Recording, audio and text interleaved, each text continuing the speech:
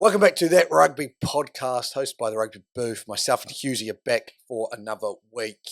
Husey, obviously not a lot of our international rugby, the men's side of things that we focus on over the weekend, but there was rugby elsewhere.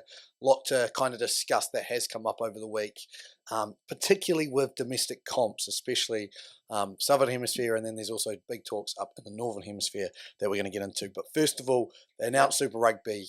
Obviously, we're diehard. So rugby fans, I'm Hurricanes, you're Waratahs. 11 teams it will be for next year with the Rebels being cut loose. And then an interesting finals series. What do you make, I guess, of the format this year? It seems to me that it's going to be a one-year format like this, but what are you making so far? Yeah, it's a bit of a weird one, particularly with the finals system. Now we're getting something that you've been calling for, which is a reduction in the number of teams in the finals, right? Which, you know, that's something, right? That's something at least. So it's going to be a tighter competition, but the way it's going to work is essentially there'll be a 16 finals. One will play six, two will play five, and three will play four. The highest seed hosts the game, obviously. The winners of those go through to the semi-finals. Now you think about, wait, there's only three teams there. You need four teams for a semi-final. The highest ranked loser from the semi-finals from the quarterfinals will also go through to the semis. So if everything plays out the way it should, team number one, team number two, and team number three would go through with a win. Team number four would go through with a loss. But then say there's an upset and say six beats one, one then gets their second chance. So there's positives and negatives to this. So there is still an advantage for finishing in the at the top of the ladder, right? Because you've got guaranteed immunity, right? If you finish number one on the ladder, you've got a loss in your pocket. You know you can absorb a loss and get through to the next stage. And that's the benefit of being a higher seed. So overall, so seeding, I think, matters even more than just home and away in this context because it also gives you another lifeline. Where it doesn't necessarily make sense is that a team that the number four team can lose and then go through, and then is automatic, and then can lose again the second time. Well, presumably lose again the second time. If you're losing to the three seed, you're presumably going to lose to the one seed. So that could lead to a situation where the team that comes in fourth, they just get beaten twice in a row, and that's that. But look, as you said, it's probably only just for a year, because the deal sort of resets after that. But at least they've done something. At least they've changed. At least they adapted and recognized that what they were doing before wasn't working. So I'll give them props for that. Yeah, I'm in disbelief. I can't believe that they've gone with this as their six-man finals series format. Like, I just sit there and I go, I think they went into Chat GPT and I think they said, give me finals format for Yeah, 16 playoff. I think they said, give me about 10 options. I think they then did a random number generator and selected option number 7 because I don't get how you can lose a game in, as you said, fourth seed and still go through to the semi-finals. I believe it's a cash grab. I truly do because what this does, this gives them 3 games in that first round. So guaranteed 3 games, guaranteed 2 games in that second round, 1 game final. So a 6-game final series is what they get. If you yeah, look at it and you went, say you did the 1v2 and then 3 played 6, 4 played 5 format where 1 and 2 will get their opportunity to go straight through to the final. I believe that only gives us 5 games because there's 2 there and they'll play another one to play. Even there might be more there. But I just go, there. To me, there's better ways of doing this. I can't believe a team, as you've said. I think if you get an opportunity, it should be, and the way I would have done it is 1v4, 2v3 is the first week, and 5v6 are playing off. Sorry, no. How does that work? Yes. Does that work that way? And 5v6 play off in the final, or the other way around. I think 1v2, and you get someone to go straight through to the grand final from that, and then 3v6, 4v5, playoff, go through. Find a way to do it where the rankings are actually more meaningful than, as you've said. Look, great that one get the opportunity, but we've played this format now for 2-3 years, and no time has one. I know it's been 1 and 8, but even 3 and 6 been close enough to beating each other in those finals mm, formats. So I go, where are we sitting like here? In my belief, you're just going to see 1 to 4 just about go through, and yeah, maybe say, and I think the one will be like if 3 loses to 4, then 3 gets an extra lifeline. But again, like I go there so many ways, and to give someone a second chance when they don't potentially deserve a second chance, to me doesn't sit well. Yeah, look, I think 3v4 will be a good game though. At least, like, um, I think that there is a possibility for an upset in that game. I mean, you know, whereas so that's what it's got going for, is that that you're putting two higher seeded teams against each other earlier in the 3v4, right? Um, and then you get and then even say even that goes through the way you think it's going to go through, then you got 1v4, 2v3, right? So again, you got some good games in there in the second round. Look, I am also not a fan of this. I'm just sort of purely playing devil's advocate here.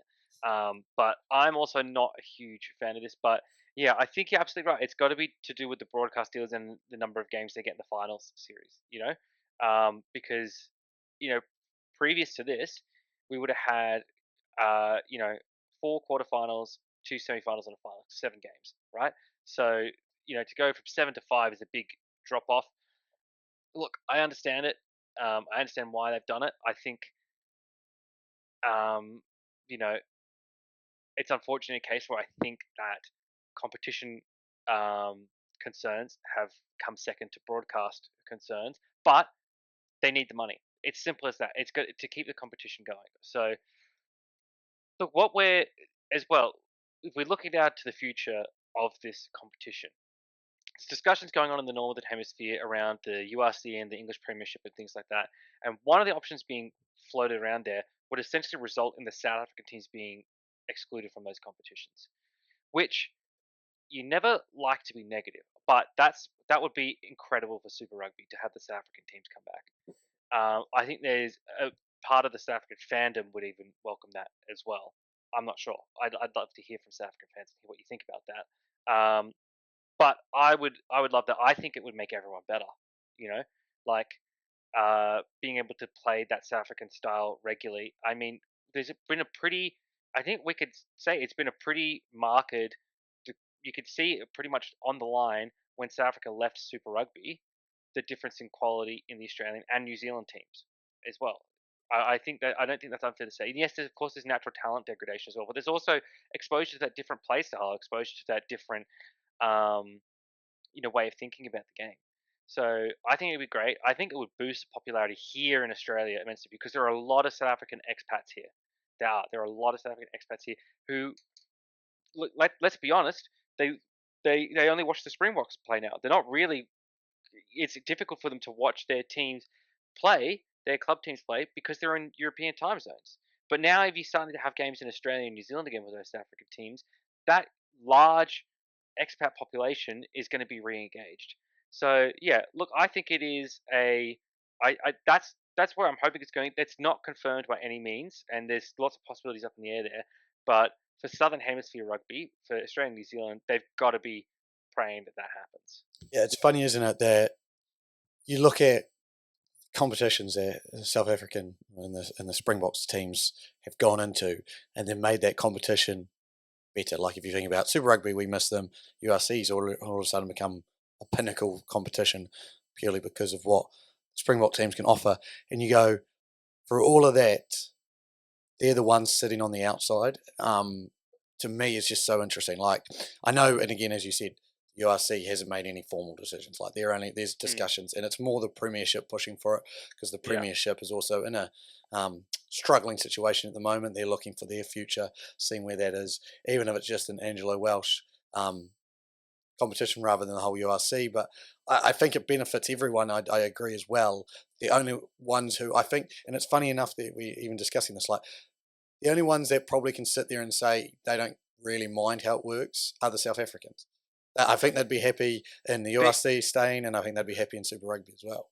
they're in the unfortunate position of being in the geographical middle of Europe and Australia and NZ. Europe, they're geographically far from, but they have the same time zone. And but it's still difficult. In that the games played in Europe.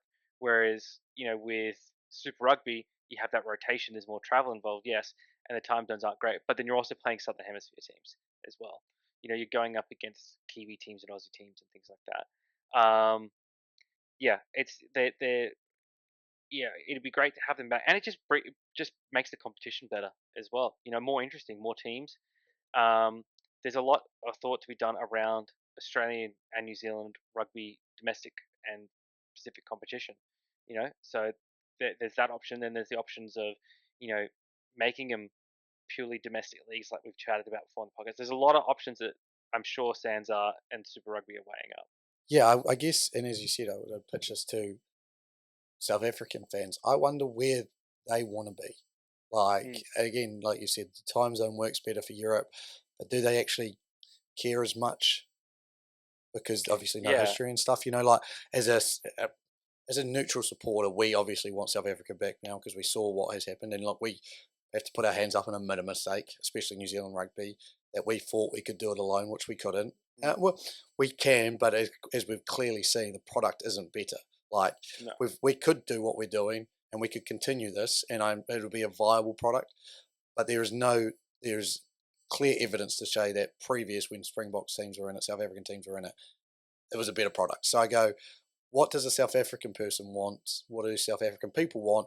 Because that's probably the one voice we're not going to hear a lot of because the English are trying to decide in the URC competition, and we're saying, yeah, we want them back, but we actually have no yeah. control over it. Like I, it's a I, I would imagine it makes it easier to align with things like the rugby championship stuff as well, because that's all Sands are, right? And then there's Super Rugby, but it's I imagine it make integrating those competitions easier. So yeah, I don't know. I would have thought that they'd want to be unified. That you'd want to have your international level and then your club level unified under the same body. do, do you think like there's potential? Obviously, they've been hurt by this. Like we sent them away. Like it's like as much as that we can say, yeah, this makes a lot of sense. We also kicked them out of the comp. Like you know what I mean? We said no, go and find a But you new guys home. kicked Like them out of the comp. yeah, Australia yeah. was nice then. You just sat there Uh, and did nothing. Yeah, yeah, typical. yeah. Well, look, I think that yeah, obviously there's that, and I think that they would be gloating and deservingly so for us to have egg on our face and say that we were wrong, and they can ride that, and in a certain sense they could set terms, but as well they'd be without a home essentially. They could have their own domestic competition, but if this URC stuff goes through, they don't have a competition to play in. So I think it would hopefully be a case of just aligning interests and stars. Where, look, we were wrong. We want you back. You need a place. Come back. Let's make it work. We both recognize like yes, we were wrong, but you also need somewhere, and to make up for us being wrong, come back to the competition. But again, maybe this is a lot of speculation. But yeah, look, it's it would be great to have them back, to have the history, and then as well the other part that I imagine would be appealing to South Africans is that they'd have the chance to beat New Zealand teams more often. And I don't know there's anything that South Africans like more than beating New Zealand teams. Yeah, you're not wrong. And I wonder if they start seeing these reports, obviously, and they go, why can't we be the holders of our own destiny and actually make a And decision? just Like, leave. Yeah. yeah, and just go, actually, you know what, let's negotiate with New Zealand so that we've got a higher share in Super Rugby now and that they can't do that again, like bake that into a contract, righty, rah, and go, actually, we have control over our future and what we want to be doing and what we think's best. I mean, if you're hearing these things, you'd be silly not to start to, like if English rugby and Irish rugby and Welsh rugby are starting to do this whisper, South African rugby's, I imagine, would be going, let's start whispering around as well, seeing what else Yeah. is out there, I start imagine discussing what it. what what great matchup it'll be seeing the Fiji and Enduro take on some of those South Africa teams as well. Like that's a totally different style of rugby that they don't encounter that often, that Pacific Islander style. So there's that as well. A lot of their players go and play in the Northern Hemisphere for those French teams and things like that, so they can get some exposure to it that way. But really, Fijian rugby, Moana Pacifica, those they don't see those teams nearly as often. So I think and they even play Northern Hemisphere teams on the regular, the international level. So I think that for a nation obsessed by rugby and always wanting to learn and improve, I would imagine that would appeal to them as well. Yeah, it's all going to be very interesting. I know the big date that's been outlined is the 2026. The broadcasting deal is ends for the Premiership, and so that's like where do we go from here? I know they've got a whole lot of consultants discussing with it. Super Rugby probably don't have a lot of consultants because fuck me, they're not doing a very good job if they do. But yeah, Rugby Championship is back on this week, and obviously the game of the year, the series of the year that we all care about, because we don't really care about the Rugby Championship. We care about the Bledisloe and winning it for the, what Oh, is I it thought you were now? going to say South Africa versus Argentina, No, because mate, no, mate. they're the top two teams in the competition. So of course that's the one everyone's interested in. Well, yeah, But you that's know what? probably That's wrong, and it's why we said this. We don't care about the rugby championship. We don't care about where you stand on the ladder. Nobody gives a shit. We give a shit about playing against each other. You know, I couldn't care less where Argentina is on the ladder. I want to beat them. I couldn't care less where South Africa is on the ladder. I want to beat them. And you better believe I don't give a fuck where New Zealand is on the ladder. I don't care that we're both 3-4. I don't care that we're both 1 win, 3 losses. It doesn't matter. I still want to beat New Zealand. yeah, and you haven't done it for what are we, 22 years? No, 21 years this year, I think. So 21 years this year, I think. But exactly. So of course I still want to win. Like, but no one gives a that's the number as well that sticks in everyone's mind is how long it's been since the Wallabies won the Bledisloe. You know what? Nobody remembers the last time. You know who's on a current winning streak for the Rugby Championship? How many times people have won the Rugby Championship? Who's never won it? Who's always come forth? No one cares about the Rugby Championship. All right, just we care about these individual matchups. So let's just bin it and just play each other. Let's not have a competition. Let's not call it the Rugby Championship. Let's just say we're playing each other this many times every year. We're just going to do it. There's no trophy for the overall winner at the end. We're just going to run at each other and beat each other's face and see who wins the individual games. Because we who cares if you win the Rugby Championship or not? currently, as the two bottom teams, we sound like the worst people to be around. Yeah, The one time that, yeah. especially the All Blacks aren't around the top of the Rugby Championship, and I'm sitting here agreeing with you that yeah, we should get rid of the Rugby Championship. Yeah, Um, at least I'm you, consistent in my you're a mentality. I've perennial got loser. no Yeah, yeah, Yeah, understood. I've So got no, I've got no stake in this, because we're not lifting it anytime soon. But yeah, like it's just to be honest, right? This would be if we beat New Zealand in a game this year, it's a success for us. Like overall, this rugby championship is a success if we beat New Zealand in a game, right? Uh, if we and as you've asked me this question before as well about the World Cup, but I could say easily with a rugby championship. Would you rather win a rugby championship or win the Bledisloe? With the Bledisloe, easily, not even consideration. I would say we could come bottom in the rugby championship for the next 10 years, and I'd take that for a Bledisloe win. That's how little the rugby championship matters. So, like that's the only thing. Even the South African series, sure, you obviously want to beat South Africa, but for Australians, the Bledisloe is all that matters in this. I don't really know when you've gone how. without something for 21 years, that tends to happen, doesn't it? That you start to Yeah, become desperate and just you need it. but okay. You for New Zealand is the same sort for holding on to it for that long. You're like fucking Gollum with the ring now. Like you've held on to it for so long, you can't give it up. You're like, oh, Hey, my precious precious. dust. You know, like you could like if you would you okay? Would you rather win so say you win a World Cup but you lose the Bledisloe that year, or you can win the Bledisloe but lose a World Cup, like not win the World Cup. What's more important to you? Like the price of winning the World Cup is losing a Bledisloe. I oh, I think I'd need to take the world. It depends who's. As long as South Africa's not winning the World Cup, then no, because then someone Right, like South Africa wins England's the World Cup. okay. Well, then I'm taking the South World Cup Africa, win. France, or England would win the World Yeah, Cup. I'm taking a World Basically, Cup over that. I would give up a Bledisloe for that. But it would make me think about it. I'd have to, yeah. as you could see, I had to It's the start to same. justify it in my It's the head. same with us. When you asked me this before, would I rather Bledisloe or World Cup? I was struggling. I think I picked World Cup. I don't remember. This was like 2 years ago now. But yeah, it's a tough choice to have to make. It means a lot to both countries. Yeah, and we're up and running around in Allianz in Sydney straight away. I think this is the big one. I think if you can steal this one, goes to Wellington, sold out Yeah, Wellington. Where graveyard of All Blacks team. yeah, so I mean, if you can get a win in this first one, then you never know. You never really know. Um, but it is going to be a big challenge. To There's some even big names back for the Wallabies, notably Fraser McWright. Will be back. As good a job as as good a job as Tizano has done. There, I think we've seen, especially in that last Argentinian game, there's no substitute for McWright. yeah, totally. And there's a couple out for, I know Fletcher Newell's out, and a couple more rumours are flying around that some of the All Blacks are out as well. But I imagine it'll be two very strong teams will get named, Yeah.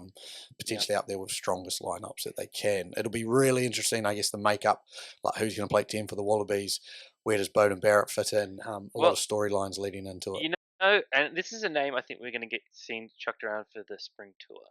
Tane Edmed was not included in Joe Schmidt's Wallabies squad for this rugby championship, but he's been absolutely lighting it up over in New Zealand. And what a great bit of initiative by the young man to go and work on his craft when he didn't get selected for the Wallabies. He didn't piss off to Bali or something like that. Go get pissed. He said, "I want to play rugby. I want to play more rugby." And he's been absolutely on fire. And I tell you, one area he's been really good at is goal kicking. And that is something that Wallabies teams have needed. A couple of bad misses by Noah Lolesio in some of the Wallabies games. Ben Donaldson's been pretty good at it, but yeah, look, Tane Edmed, I would expect to see him in the spring tour plans because he has been you know on fire. Excuse the pun, because he's redhead. He's been on fire in the NPC. It is interesting, isn't it? There's a handful of Aussies now who are making that move to get some more rugby under their belt, probably push higher for selections in those Super Rugby teams heading over to the NPC. And that's, I guess, to me, when I start thinking about domestic leagues and all of this and things like that, as much as I don't think the NPC is set up well as it is for New Zealand at the moment, it is interesting that we can go straight into another competition and then you've got players like Tane Edmed who, if he doesn't sign to an NPC team, what's he doing? Yeah, he'd be Exactly. sitting on his ass right now. So Yeah, I think there's a few conversations been going around about Shoot Shield is starting too early. Start it later to allow those teams that don't make it into the Super Rugby finals a chance to play, and then don't get selected for national teams a chance to play, things like that. I think that's a good idea. Players that didn't get selected into this international period, there's a big opportunity for them to play Shoot Shield, NPC, things like that. Yeah, definitely. I think needs better, like the competition across the multiple levels of it needs to be better integrated. I think totally, that's a. I don't think anyone would be surprised by that. totally. So putting you on the spot there, my friend, Australia versus All Blacks. It's obviously Australia, but what are you Australia, predicting? obviously. And how do you think the game's going to go? Uh, I I'm hoping it'll be a game that is like the. I think it could be similar to that first half against South Africa in the second game between the Wallabies and South Africa, where and look, it depends. It's again the issue with the Wallabies is consistency. Like if the team that showed up in that game against that first half against Africa, who showed up in the first game against Argentina and the first half against the second game against Argentina, like they're in with a chance, definitely. Especially that the first half in the second game against Argentina, it looked like everything was finally working. Everything was just in place. I do think Ben Donaldson did an admirable job at 10 there, and I wouldn't be surprised to see him named the starting 10. But then you have the lows of like the first game against South Africa, the second half of the second game against Argentina, things like that. Yeah, I think it'll be. Look, if the Wallabies show up, if they're motivated, you know if they're playing the right way, it'll be a good close game. You know, in the maybe in the 20s of points on both sides. Like I think low 20s, high teens. Like it could be. New Zealand have had some dysfunction as well, which is to the benefit of Australia in that way, in that it gives us an opening to exploit. This isn't the mythical All Blacks of yesteryear that are totally undefeatable. So yeah, I think Australia has got a genuine chance because New Zealand are in that rough transitionary period. Yeah, look, I give you a chance, but not a big one. I think we win this game. I do. I think It's going to be close. I actually think there's going to be points. So I think both teams have had quite leaky defense. I know we went to South Africa and fixed that up, Mm. but you look at the games against Argentina, I think both teams, there's points on the board to be scored. I think until you kind of work out your second half woes a little bit, because I think that's where you've struggled probably the most, except for that first game against Argentina. I think that'll be where we'll target. I think it'll be a Yeah. fight. That first 40 is going to be epic, I think, is just going to come out, and both teams are going to be looking for blood. And then I think, yeah, that's where New Zealand, who haven't done it, which is, we've talked about this, Springboks twice have beaten us in the second half, but a good New Zealand team is a sign that they're good in the second half and they finish games strong. So I Yeah. think we get that magic back and finish you guys off. Not the only game on in the Rugby Championship, though. The two top teams in the Rugby Championship, South Africa, go to Argentina and can lock up the Rugby Championship. Although we've been saying how it isn't a big deal. It is a big deal for the Springboks to win the Rugby Championship and an opportunity to do it now. But they have to go to Argentina, who, again, have won 2 games. This is the first time in their history that they could beat every single team in the Rugby Championship in a competition. So with everything to play for and with a chance for the Los Pumas to even etch their name on the trophy still, I think it's going to be an exciting game. Yeah, I think so. I mean, the two top teams for a reason. Yeah.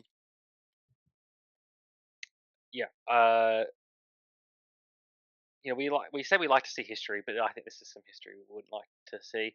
But yeah, look, I mean, obviously we're going to be supporting Argentina, but look, South Africa. I don't. We said it in so many different ways, but they're just a bloody good rugby team, and it's going to be very, very difficult for Argentina, even in their home court. Yeah, I totally agree. No matter what you say with some injuries that the Springboks have, they're testing Mm, out depth and everything like that. Just go from what I've seen. mm, I don't know. Again, Argentina, they've clicked twice, and both times that they've clicked, they've done a job on us and they've done a job on you. So there's definitely potential if Argentina click that this could go wrong for South Africa. But I'm yet to see it go wrong for South Africa. And until I mm. see it go wrong for South Africa, I don't think I'm going to be picking any other way than it not going right for South Africa. So, look, I think Springboks put a nail in the coffin of the Rugby Championship, get a win here, go home, celebrate it on home turf in the final game, and have it wrapped up before we even hit the final week. There's also a Pacific Nations Cup final on. The 2 best teams from the groups have made it through.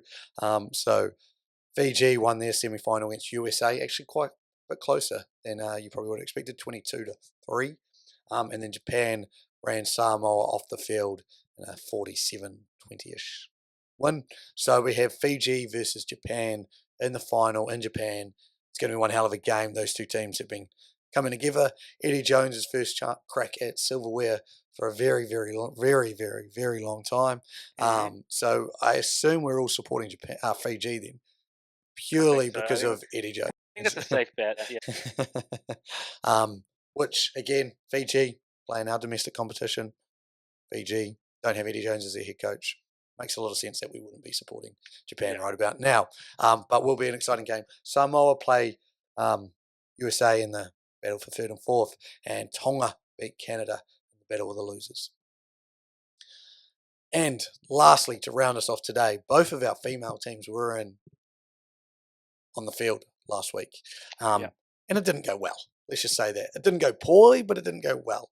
The Black Ferns were hosted in Twickenham, or Allianz as it's now also called, in England. And to watch was a fantastic game, just about a sellout in Twickenham. I think there was 40,000+ people there.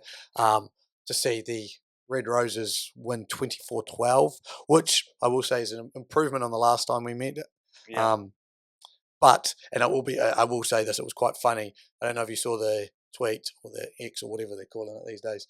And it was like number 1 team versus the champions of rugby, about to square off. And a whole bunch of Springbok supporters jumped on it and were like, what do you mean we're not playing rah-de-rah-de-rah? And to be fair, I was also like a little bit confused. I was like, wait, there's no rugby championship games on today. And I was like, that is really well done, because it was obviously the Red Roses are the number one team, and we're the Black Ferns are the world champions. And it was just quite funny to see the Very reaction good. of Yeah, Springboks. good bait. Yeah. But your Wallaroos also had a loss to Ireland, which Yes. isn't as Not good. great. Not great. Frustrating, and defensively was not good enough. But yeah, look, they just got to. It's just similar to the Wallabies. Just got to learn from the loss and keep building. And it's great to be having these games, and even just the more and more publicity on the sport, the better it is. As you've seen Exactly. from the NRLW, which has stolen half of the New Zealand Sevens rugby team over there since the Olympics. We just need more competition again. The international stage is the pinnacle of rugby. It's the same for women's as it is men's. We may not have strong domestic competitions, but people want to put on that black jersey, that green and gold jersey, and that is an allure to players and to young females and to young men. So exciting times ahead for women's rugby. Great set of fixtures there, but we are all focused on one thing, and it's Bledisloe week. And now me and Husey will not talk until someone's won a game on Saturday, and then there'll be a lot of banter, and then we'll be even more banter when we get to next week and we have someone who's won the Bledisloe either for the 22nd year running or for making history. But I think we keep the streak going. I don't think there's any doubt in my mind. So confident. I'm actually more confident in winning the Bledisloe than I was of those 2 wins against the Springboks, which I was fairly confident we were going to get. And yeah, it didn't go well, but I'm even more confident now. So I'm going to hold a little bit until after this first game, because we do have a game in Wellington. I'm a little bit nervous about that. But when we win this first game, there's a little bit of doubt. There's no doubt about the doubt. There is no doubt about the doubt. But it's a great as long as we win this game, I'm not bothered. We can lose the one in Wellington. We will lose the one in Wellington if we win this game, in my mind. But that's all we need. We just need one. That's how the Bledisloe works. But just need one. So is it Australia won the Bledisloe? We would have won the Bledisloe, and you would be bottom of the rugby championship. That'd be a rough. See what we've just talked about this whole podcast. I don't care about the rugby championship. Like you're acting like that. It's just salt in the wound. But it's not, because I've already hurt myself by losing the Bledisloe. Like I'm already at a point. Like I can't go any lower than that. Even I've come last. It doesn't matter.